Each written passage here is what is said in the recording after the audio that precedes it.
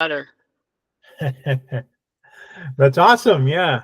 Good morning, Kim. Welcome to Glow Adventures um, interview sessions. Yeah. Hey, So you are a Madhu, how legend. are you? I'm doing well. So you're a legend in the Canadian swimming world. Yeah. So yeah, tell me Well, about. some of it, not all of it. Come on. By the way, last week was your anniversary of your first Lake Ontario crossing. Yeah. Yeah, so in 1976, I came across in August 27th. That was my first swim. I was 19. Awesome. Yeah. Like, what made you do that swim? Well, I was swimming pro before that, so I was a Mhm. pro swimmer, and I swam the circuit like in Lake Saint-Jean, Chicago, and that. And I Mhm. wanted to swim the lake when I was 16, but my father said I wasn't ready for it. He said he wanted me to turn pro, get some Okay. experience, and then do the lake. So Okay. I did a couple of swims in Lake Saint Jean, and in '76, like it's a world professional circuit that you race against men and women, but there's a point system. So I was in the top three in the world in women's division with Cindy Nichols and Loreen Passfield. Mhm. And Mhm. in Lake Saint Jean that year, I swam Lake Saint Jean, which was 32 kilometers, and that lake is probably just as bad as Lake Ontario for roughness and coldness. Mhm. And so I swam that, and then came back to Toronto and swam the lake 2 weeks later. Okay. So So that was 10 hours and 26 minutes. yeah, the one, yeah, I did it twice, so it was different Okay. times, but yeah, yeah. Yeah, it was great. I really loved swimming the pro circuit with all the different swimmers. I mean, I swam with John Kinsella and Mhm. Claudia Plitt and all those Mhm. guys, and then Cindy Nicholas, Lorraine Passfield. And I mean, I trained with Cindy and Lorraine when we swam pro. We swam trained up here at Wilcox Lake and stuff. Yeah. Mhm. Mhm. That's awesome. Yeah. So how did you celebrate your anniversary? Well, I went for a swim just at Cherry Beach. I thought you would have signed up for another crossing. I just, this summer I've just taken it easy, Madhu, and I just took it Mhm. easy. I mentored a lot of swimmers, Okay. open water swimmers that, Mhm. like Sam that swam the English Channel. Mhm. He swims in my club. I mentored him. I'm do, I do it for the love of the sport now, Madhu. I like mentor them, but that's about it. I don't sit in their boat or anything. Mhm. But I do tell them if they have meetings with me, and Sam, I do train and told them what to do and all different stuff, mentally, physically, all that, and a few other swimmers like Becky Yang, she's been to me, and um, Leave Goldberg, who just swam Lake Ontario. He's had a few meetings with me, Mhm. and I tell him that I'm not coming across with you, but I will tell you what you need to do and how it's done and what we expect. And Mhm. I give it back to the sport and swimming, and that's about it. And I don't charge them. I just do it because I love it. So that's what I've been doing all summer, and I really haven't decided what I'm going to do in my swimming career. I was pretty disappointed what happened last year that I didn't get across, all kinds of reasons, and they mandated me five days before I was supposed to go, and one of my boats failed out. Got didn't want to go, and I trained 5 years for it, and I was in such a runt 5 to 6 years ago, and I came out of a really bad relationship, and I gained a lot of weight, and I lost the weight, 120 pounds, and I got myself back into shape, and I trained for it. And Mhm. you know, I, I I always have this thing. It doesn't matter how long it takes to come across the lake. It's it's if you're going to finish it and you're going to be in the water. It's Mhm. not how fast you are. I Mhm. just don't agree on that at all. So. I have another question. I know you've been like a legend, and you've been in the sport for such a long time in Canada. So having done those professional circuits in early 1970s, and your dad is a legend and a pioneer in the sport. How has the sport changed? What, like, I mean, yeah, just from, okay, let's take two Okay, perspectives. okay, Let's I'll take tell. two perspectives. One Okay, second, I'm yeah. gonna. One Okay, is One is you were crossing in 1976, and then you crossed in 2006, and you watch all the different crossings. You're an active participant. You're involved in helping swimmers, sharing your knowledge. Like, how has the sport changed, evolved? Like, what is your observation, Kim? Well, so my observation is when my dad was a world champion in swimming. He did a lot of races, and the CNE sponsored all these races at the exhibition. That 32-mile swim that was supposed to go across the lake for him was aborted because they didn't do it because of the storm. So they brought it into the CNE to do it in a triangle. And Ridley's and Molson's and Labatt's sponsored that race. I mean, in those days and my days, my dad's days, Molson's and Labatt's sponsored a lot of races. It was a lot of money for those races. When I swam, it was okay, but it wasn't the greatest. And then I think now they have a lot of kids doing those races, but Molson's and Labatt's doesn't sponsor them anymore. The fact that Neil McNeil drowned in Lake Ontario before they formed Solo Swims, and his coach, and he just decided to swim the lake, and he went out there, and they both drowned. So they had to form an association. So they brought my father in and Gus Ryder and the Royal Life Saving Society, and they did an inquest, and that's how Solo Swims was formed. And my mother was the first president of Solo Swims, and I was on the committee, and my father and a bunch of other people. Awesome. Yeah. From a technology perspective, I know 1976 when you crossed Lake Ontario with minimal technology, at least that's what I think. But of course, you guys had a lot of knowledge with respect to the lake, and now with so much tools available, like, what has changed? Yeah. Well, in 76, when I swam, I used a sailboat and a big power boat, and we had two Zodiacs that Solo Swim had at that time, but now they don't have them. Solo Swim got rid of them. But I always say that a sailboat guiding you across Lake Ontario is much better than a power boat, because the sailboat will keep you online coming all the way across. They're more sturdy in the water than a big power boat. A power boat is good to have your people on there, but I would use the sailboat. They have more knowledge because they're on the lake all the time. They know the currents and they know everything on the lake because they're sailing all the time. And the thing is that they talk about the Humber River now. Humber River this, the Humber River that. Well, you know what? The Humber River has been there for years. It hasn't moved, so it's not a good excuse. All right. When I did it in 76, I ended over by the Spit, coming in that way. I started at 1:30 in the morning, figuring that I would come across in a really good time because I was in really good shape and swimming pro.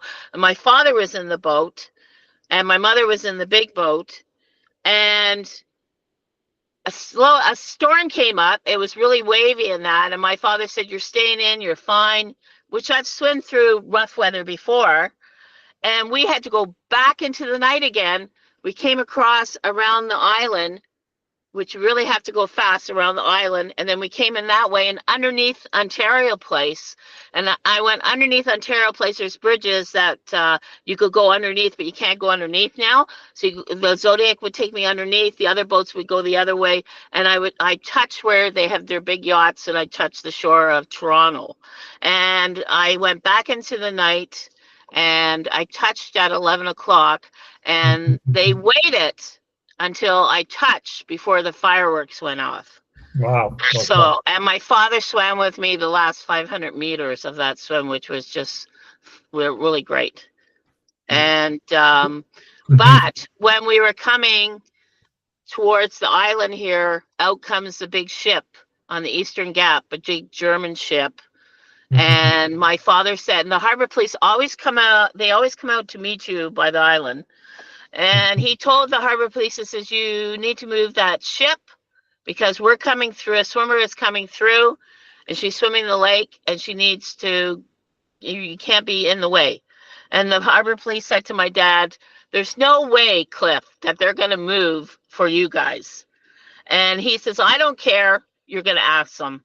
And they asked the German captain, and the German captain said, anything for a lady. And he turned around and went back in. That's an awesome story. Yeah. Kim, tell me about your dad's influence in your swimming life. And I know he's influenced so many Canadian swimmers. Like, tell me about your dad. Well, I'm an only child, so my parents, my dad raced in all these races in Lac City and stuff like that. I used to go with them. So, I mean, I did learn how to swim at an early age. And when we were at, like, for instance, at Lac City, he was friends with all the swimmers. Like, he had this, it was really good friendship with everybody that he swam with. But when he raced, and he didn't care who was in the water, right? And we would stay at hotels, and there were swimmers that taught me how to swim, like Greta Anderson and Judith Denise and stuff like that. So they were teaching me a little bit, when we were at Lac City. And I was okay swimming competitively, but I grew up with really not the greatest knees. And I had to have lots of operations, and kneecaps used to dislocate, and they were not straight and stuff like that. So they put me into swim. So they put I wanted to swim, and they put me into swimming, and I couldn't do any other sports. And I was fine doing the 800 and the 1500, and but then I said I wanted to try open water swimming. So that's when I turned pro. But he was a great influence. My father was he was so friendly to people, and he coached Diane and I as well, across Lake Ontario from this side to the other side. And she would come every summer and spend the summer with us. And she swam pro as well, and we did the circuit with her, and also Patty Thompson that swam the lake.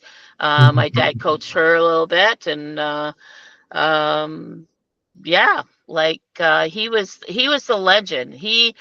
That cold water swim that he did at the exhibition, they told him that they would give him $500 every mile that he did, because he was the only one left in the water. And he had the berth to the Olympics, and he couldn't go because his parents had no money. And so anyways, he turned pro, and he won the junior and senior championships at the exhibition, and he did that 32-mile swim, and he got tons of money for that swim. And then he went to Straits of Juan de Fuga. Well, he went to the Straits of Juan de Fuga with Marilyn Bell, but Marilyn didn't make it the first time. He paced her, right?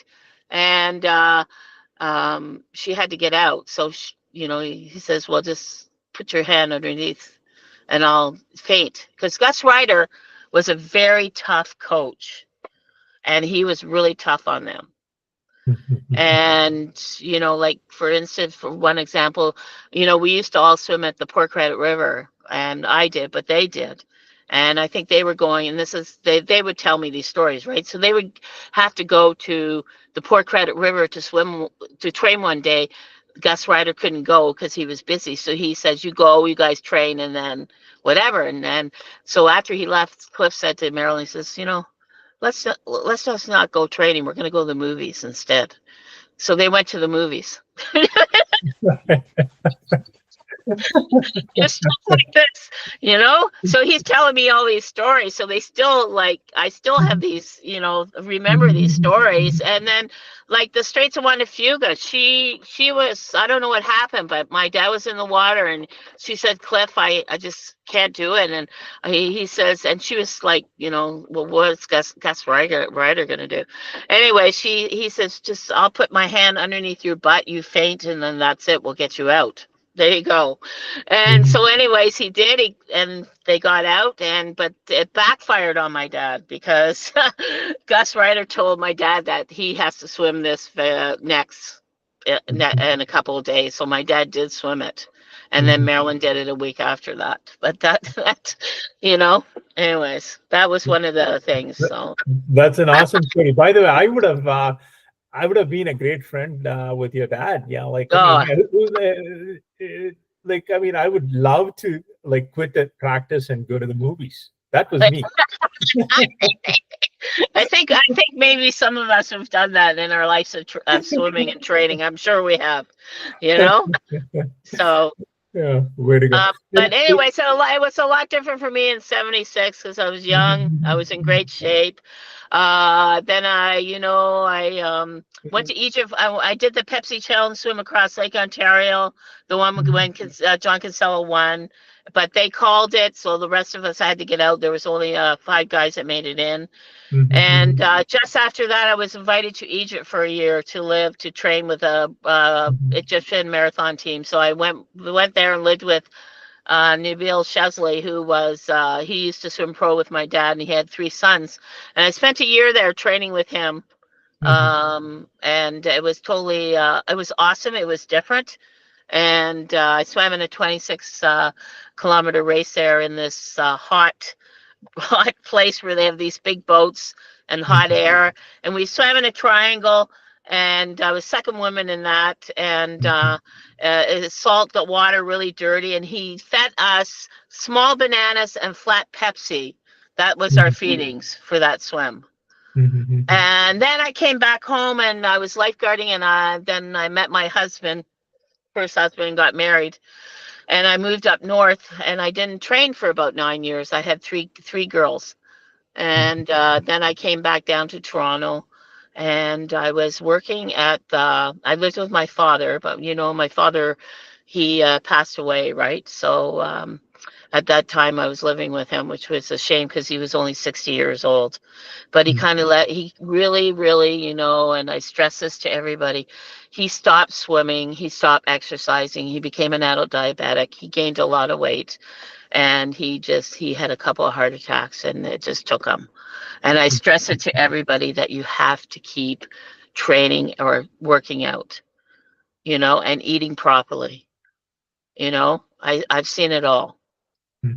So anyways, I came back down and started working here with my kids, and I was separated from my husband at that time when I came down.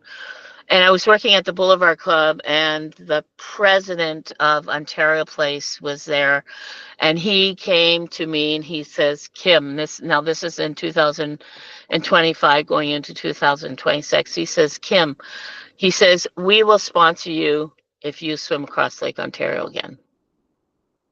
And I was going in to be 49 years old, and I looked at him, and you get that feeling again.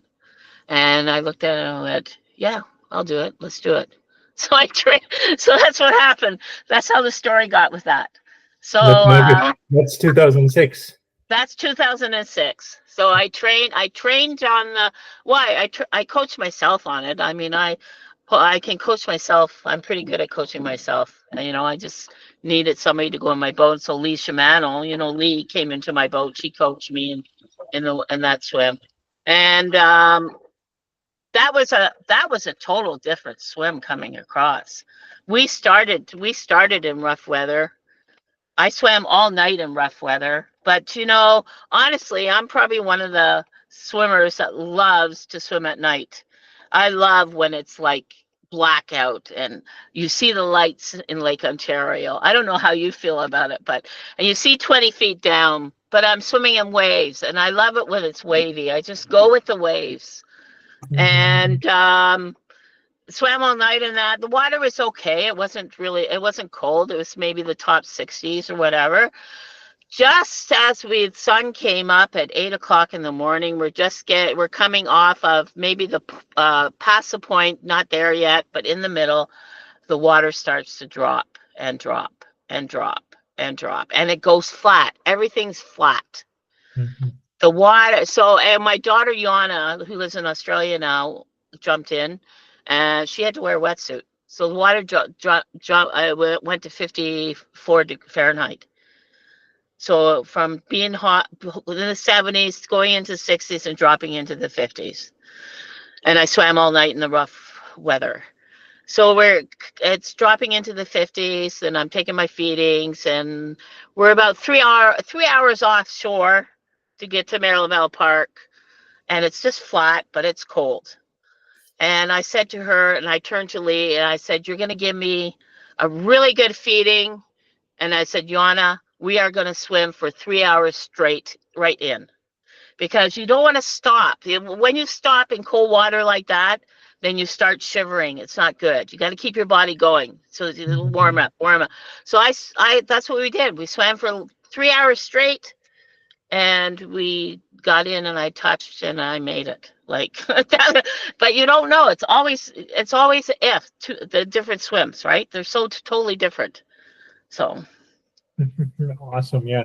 And Um, then, and then just like, so then after that, then I swam, and I had the old age record. I had the old age record for 1 week, and Colleen Shields broke my record. So I had it for 1 week. Then she came and she broke it. So you never know, right? I mean, records have to be broken, so you never know when a record is going to be broken, right? So, but then after that, like I had knee operations before that, and I had titanium knees, and I had an infection in one of the knees, and they had to open me up many times. And then after 2006, in 2014, I got another really bad infection in my knee, and where they said that they may have to take my knee off, but unfortunately they didn't, which was great. But he had to do some more operations, and they had to put a cement block in that knee. So my knees are okay now, but my mobility after 2006 was not great. I walk with a cane now. I still swim well, but my mobility and my legs are not the greatest. I've had too many operations. So that's the story about that. But I do still swim well. And then I tried to train for 5 years and I'm type of swimmer that I train. When I have to train, I train, and I train really well. And I do more than I have to do sometimes. And yeah, so it was pretty disappointing that I couldn't come across. So. No, but you're still an inspiration to the younger generation. Yeah. Thank you. And one more thing, I've been meaning to ask this question for a long time. There's this memorable picture of with your dad. You were a little child and giving him a kiss after a swim. Yeah, Tell us about that swim, picture. That's a Lac City swim. And I don't know if you guys probably don't know, because like when I swam pro and when my father, like a lot of you guys weren't born, or you were just little kids. So in my decade, when I'm swimming in the 70s, a lot of the people that are swimming now, swimmers and whatever, like the old, younger generation, they were probably little kids when I was swimming pro. And when my dad was doing it, nobody, we were all little, right? I mean, when my dad came across the Straits of Wanafuga, my mother was pregnant with me in her stomach when the Straits of Wanafuga, right? And so that's the Lac City swim that he won. And I was there, and I gave him a big kiss when he get out. Now, what they do is, which is really funny, they dive in on the swim, and when they get out so far, they take their bathing suits off.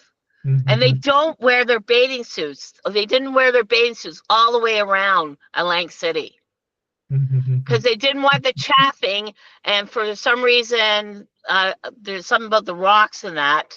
But yeah,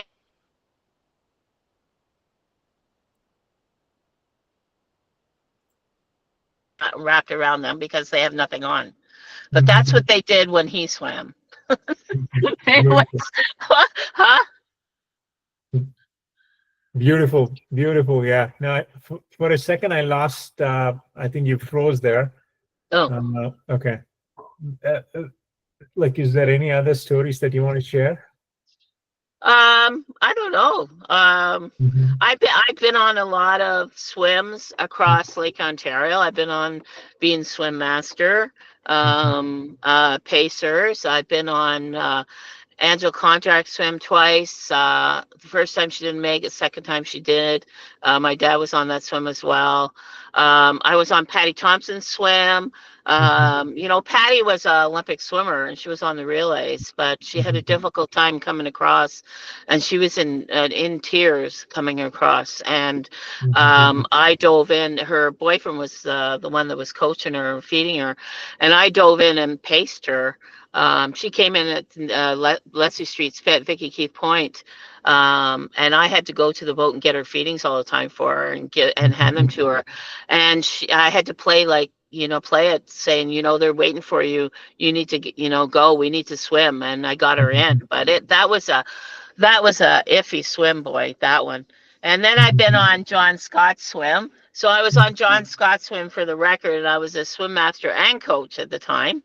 And he came to me after his first swim and he said, can you coach me? I really want to break the record more and stuff like that. I said, okay, but you have to listen to what I say. You have to do what you say. You have to train how I want you to train and stuff. And he did. And so we're on the other side ready to go and he had this. He'll probably kill me because he knows he wants to listen to this afterwards. But anyways, he had this nutrition that was feeding him, and he went to, like, a lot of them go to nutritionists, and everybody eats differently on these swims, and depending on your system and if you're vegan or if you're whatever, like there's all different ways, right? And everybody eats different stuff and carbs up different ways, and it's or brand new things coming into the 2025 or 2026 of different carbs and stuffs, right? Whatever works for you, you want it to work, and you want it to work in your training before you do these big swims. So anyways, he had this big cooler box in the boat of his feedings, and his nutritionist was on the boat, big boat, and he was going to eat pasta and salad dressing for his food, and he got totally sick. And like he had rollers, like these huge rollers, and he had all these guys pacers coming in to pace him to get him going really fast, right? And he totally lost it. He got so sick. And I always carry a bag with me when I'm doing a swim master or coach. And in my bag, which some people think I'm nuts, but I have 2 bottles of Coke and some chocolate bar. And if somebody gets sick, I give them flat Coke and a little bit of chocolate. And I take them off their feedings. Anyways, it did work for him. And I told the nutritionist, we ain't doing this pasta thing anymore. He had some other stuff there that was good, but that had to go. Okay. Anyways, he was so miserable. He was so miserable that he wasn't saying the nicest words to me. And it's funny because I've talked to John every day, and he says, I don't remember that. And I said, well, I do. So I would say after the nice words, I said, see that shoreline? I said, they're waiting for you there. And I said, I ain't coming back to coach you, so you better get your butt going. Anyways, that's what he went. Yeah. So awesome, that's what happened. That's what happened on that swim. So. And you and John have contributed so much to Lake Ontario crossing. Yeah, you both are. You've given so much to the sport, like being on the boat and helping swimmers. And that's awesome. That's a fantastic relationship, Kim. Yeah, and I've been on Diana Naya's swim across. She went from this side to the other side. She was supposed to be a double, but she didn't make the double. She got in off the chair, and she had 10 minutes there and off the chair and started swimming back, and she went under. My dad had to go in and get her. But she did swim one way, so that was a good feat. And she did swim. My dad did take her around Manhattan as well. So, but, and my dad did coach Marilyn Kazakwa as well. So he brought Marilyn across as well. He brought a lot of swimmers. He had a lot of swimmers, my dad. But I always say that it's all about sportsmanship, and it's all about training and meeting people and meeting swimmers and that, and it's all about being nice to everybody, and yeah, so. Beautiful. Beautiful, Kim. Kim, I think on that note, I think we should end this call. This is fantastic. Thanks for your time and sharing your stories. We'll connect again, and we'll collect more stories from you. Yeah. Yeah, we'll connect soon, Madhu, and I'll let you know if I'm up to anything. Awesome. Awesome. Thanks, Kim. Have a Thanks. Bye wonderful day. bye. You too. Bye-bye. Bye.